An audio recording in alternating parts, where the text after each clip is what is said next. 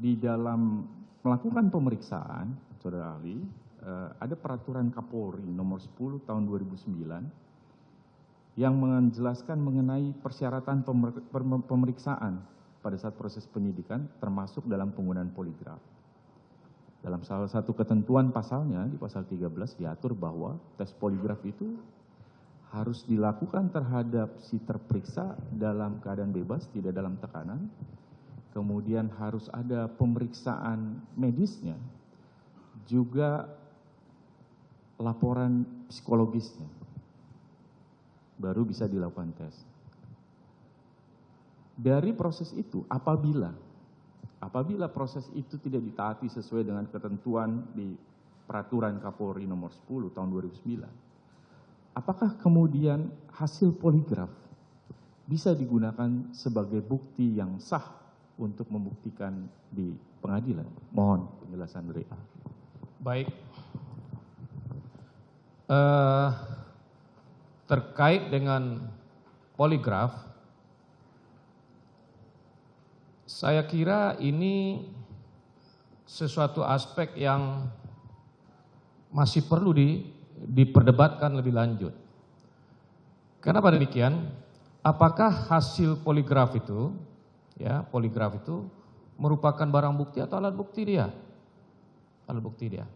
Ada yang menyebut poligraf itu adalah alat bukti, ada yang menyebut sebagai barang bukti. Tapi meskipun demikian, proses penemuan atau proses untuk mendapatkan hasil tes poligraf itu tentu ada aturan yang mengaturnya, yang harus diacu. Ada standar prosedur yang harus diacu.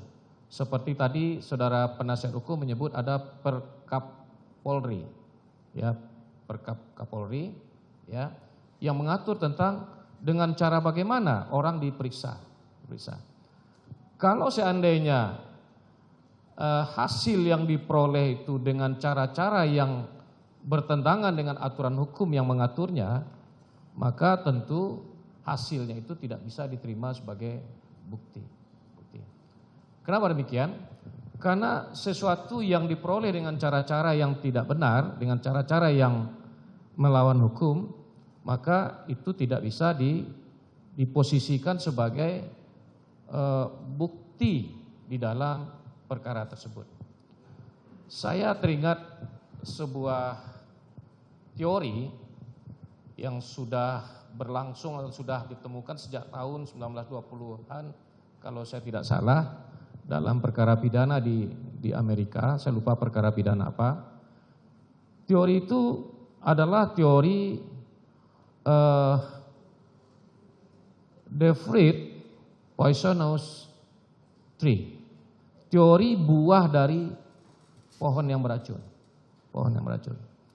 Jadi kalau seandainya pohonnya beracun, apapun yang dihasilkan dari pohon yang beracun itu pasti akan beracun juga.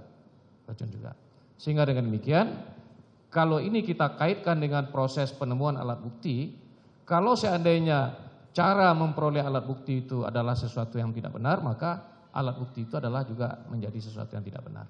Demikian.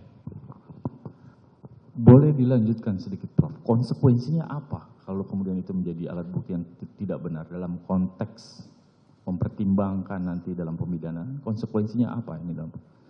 Apakah tetap bisa digunakan atau harus dikesampingkan dari pertimbangan? Kalau itu disimpulkan sebagai sesuatu yang tidak benar karena cara memperolehnya bertentangan dengan aturan, maka tentu kalau seandainya dia diposisikan sebagai bukti, tentu dia tidak bisa diterima sebagai alat bukti yang sah. Harus dikesampingkan.